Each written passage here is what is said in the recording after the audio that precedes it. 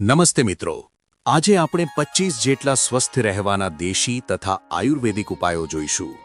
જો તમે આ ઉપાયો તમારા જીવનમાં પાળશો તો તમારે ક્યારેય હોસ્પિટલમાં જવું નહીં પડે। નંબર 1, ભોજન પછી અડધી ચમચી વરિયાળી ચાવીને ખાવાથી પાચન સારું થાય છે અને મોઢાની દુર્ગંધ દૂર થાય છે। નંબર 2, દાંતમાં દુખાવો થતો હોય તો ત્યાં લવિંગ રાખવાથી અથવા લવિંગનું તેલ લગાવવાથી તાત્કાલિક રાહત મળે છે। નંબર 3, એસિડિટીની સમસ્યા રહેતી હોય તો એલચીના 2 દાણા ચાવીને ખાવા અથવા તેને પાણીમાં ઉકાળીને પીવું જોઈએ। નંબર 4, લોહીની ઉણપ એનિમિયા હોય તેમણે રોજ પલાળેલી કાળી દ્રાક્ષ મુનક્કા ખાવા જોઈએ, જે લોહી વધારવામાં મદદ કરે છે। નંબર 5, પેટમાં દુખાવો થતો હોય ત્યારે અજમો અને ચપટી મીઠું હૂંફાળા પાણી સાથે લેવાથી ગેસ અને દુખાવામાં આરામ મળે છે। નંબર 6, ક્યારેય પણ બહારથી ગરમીમાં આવ્યા પછી તરત જ ફ્રીજનું ઠંડુ પાણી ન પીવું, તેનાથી ગળામાં ઇન્ફેક્શન અને માથાનો દુખાવો થઈ શકે છે।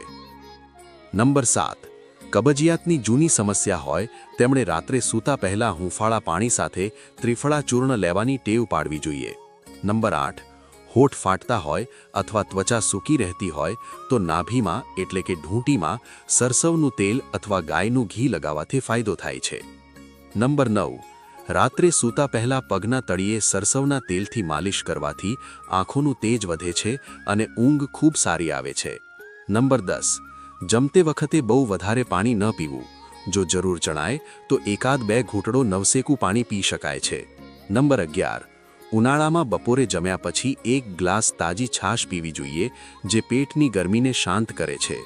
નંબર 12, સફેદ ખાંડને બદલે દેશી ગોળનો ઉપયોગ કરવો જોઈએ, કારણ કે ગોળમાં આયર્ન હોય છે જે શરીર માટે ગુણકારી છે।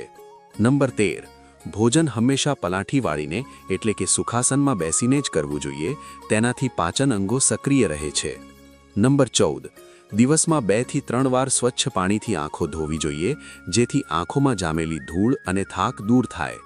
નંબર 15, ભોજન કરતી વખતે બહુ વાતો ન કરવી જોઈએ, કારણ કે તેનાથી ભોજન સાથે હવા અંદર જાય છે અને પાચન બગડે છે। નંબર 16, રોજ સવારે ઓછામાં ઓછા 5 થી 10 મિનિટ ઊંડા શ્વાસ લેવા એટલે કે પ્રાણાયામ કરવા, જે ફેફસા અને મગજ માટે ખૂબ જરૂરી છે। નંબર 17, પાણી પીવા માટે હંમેશા માટીના માટલાનો ઉપયોગ કરવો, માટી કુદરતી રીતે પાણીને શુદ્ધ અને ઠંડુ રાખે છે। નંબર 18, ગળામાં ખરાશ કે દુખાવો હોય ત્યારે હૂંફાળા પાણીમાં સિંધવ મીઠું નાખીને કોગળા કરવાથી જંતુઓ મરી જાય છે। નંબર 19, હંમેશા ડાબા પડખે સૂવાનો આગ્રહ રાખવો, કારણ કે ડાબા પડખે સૂવાથી જઠરનો એસિડ ઉપર નથી આવતો અને પાચન ઝડપી થાય છે। નંબર 20, રાત્રે દહીં ખાવાનું બિલકુલ ટાળવું જોઈએ, કારણ કે તે કફ પેદા કરે છે અને સાંધાના દુખાવા વધારી શકે છે। નંબર 21, ખોરાકને હંમેશા ખૂબ ચાવીને ખાવો જોઈએ, આયુર્વેદ મુજબ એક કોળિયાને 32 વાર ચાવવો જોઈએ। નંબર 22, તુલસીના પાનવાળું પાણી પીવાથી રોગ પ્રતિકારક શક્તિ વધે છે અને વારંવાર થતી શરદી ઉધરસમાં રાહત મળે છે। નંબર 23, સૂતી વખતે બહુ ટાઈટ કપડાં ન પહેરવા, ઢીલા અને સુતરાઉ કપડાં પહેરવાથી શરીરમાં લોહીનું ભ્રમણ સારું રહે છે। નંબર 24, રાત્રિનું ભોજન અને ઊંઘ વચ્ચે ઓછામાં ઓછા 2 થી 3 કલાકનો સમય રાખવો જોઈએ, જેથી ખોરાક બરાબર પચી જાય।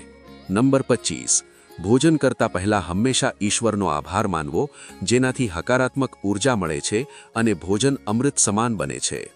જો તમને અમારો આ વિડીયો ગમ્યો હોય તો વિડીયોને લાઇક કરો, કમેન્ટ કરો અને આવા જ દેશી અને આયુર્વેદિક સ્વાસ્થ્ય ઉપાયો જાણવા માટે અત્યારે જ અમારી આ ચેનલને સબસ્ક્રાઇબ કરી દો, કેમ કે અમે અવારનવાર આવા વિડીયો તમારા માટે લાવતા રહીશું।